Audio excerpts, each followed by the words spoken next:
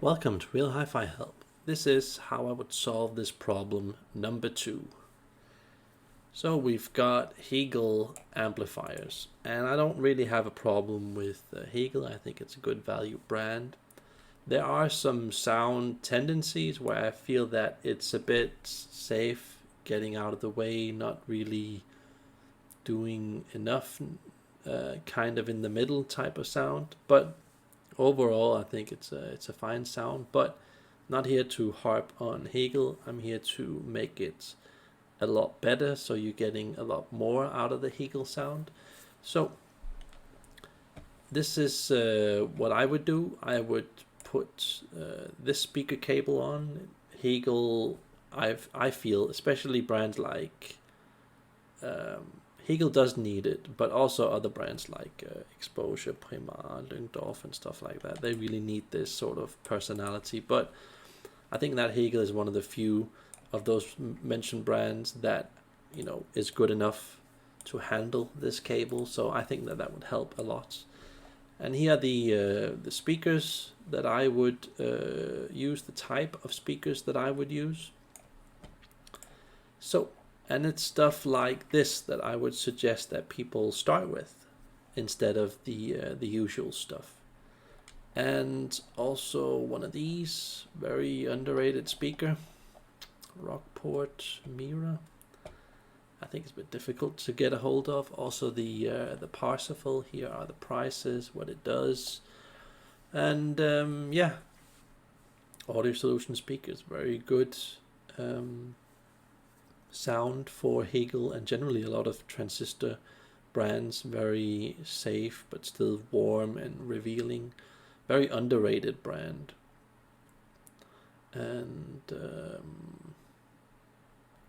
here we have something else, Fenderstein 2CE. I have never really heard that combination together with Hegel, but I can imagine that it's really good because Fenderstein is a bit heavy to drive, and I can just really imagine it being really good. Hegel is usually very powerful, so they shouldn't have a hard time dealing with gear like that, even with the lower models, I think. And yeah, he's also a really good plan. And this is kind of where I feel that this is where it stops for Hegel. That it's difficult to get past the sound that's better than this. Of course, you can also try stuff like Tannoy, which is a lot more expensive, but yeah, a lot more helping, but just not as evolved in my opinion. But yeah, both are good options. And this is a bit more of a daring combination, but you never really see Hegel people with Hegel owners with Martin Lawrence. No, not Martin Lawrence, a Lawrence audio speaker.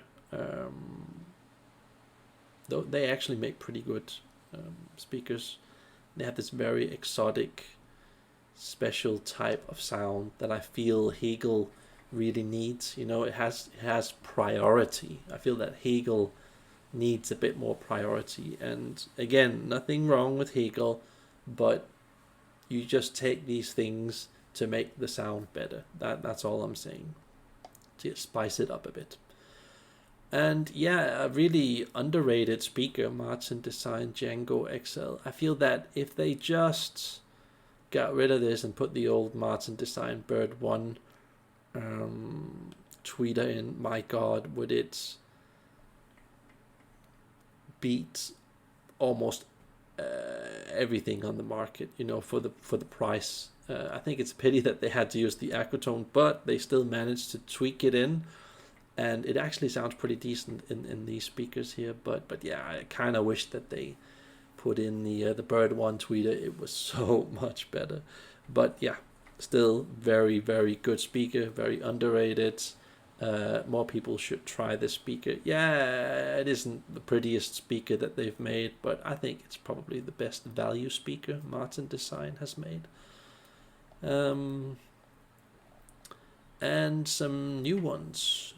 I think it's Duo and Parker. I haven't heard these, but I've heard from a lot of people, also from the Pursuit of Perfect System channel, that these are really good value, really good sounds.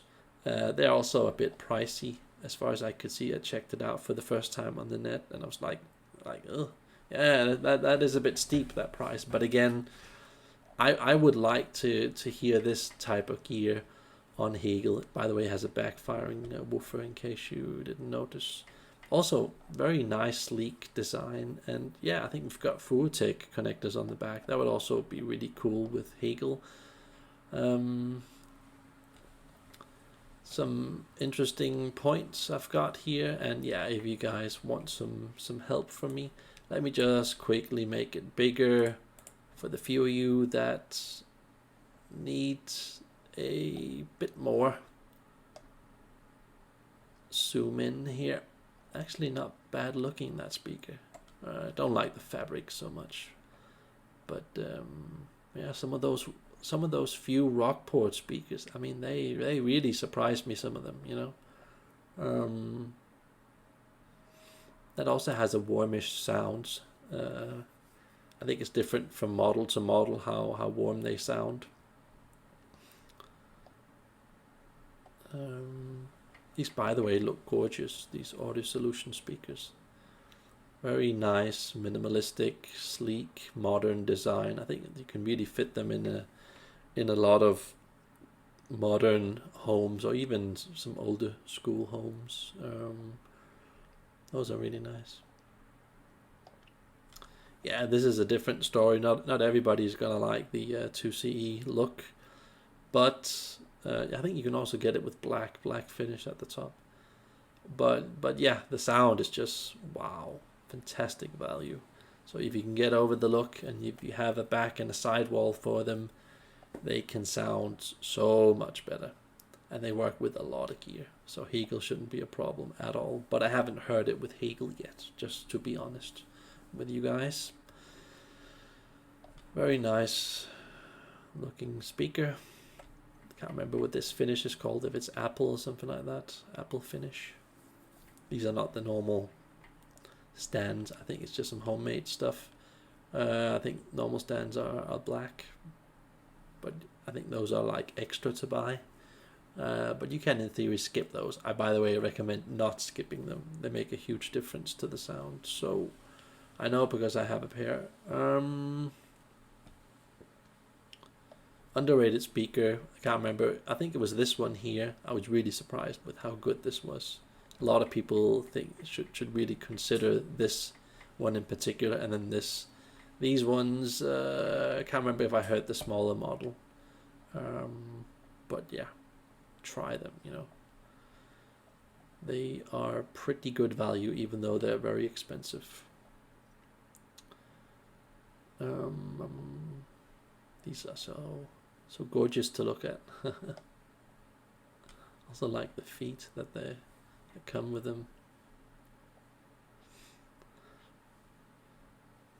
Some really good tips here for making, stabilizing the tonality and the priority of the details. So that should help you guys, and I hope you guys enjoyed that.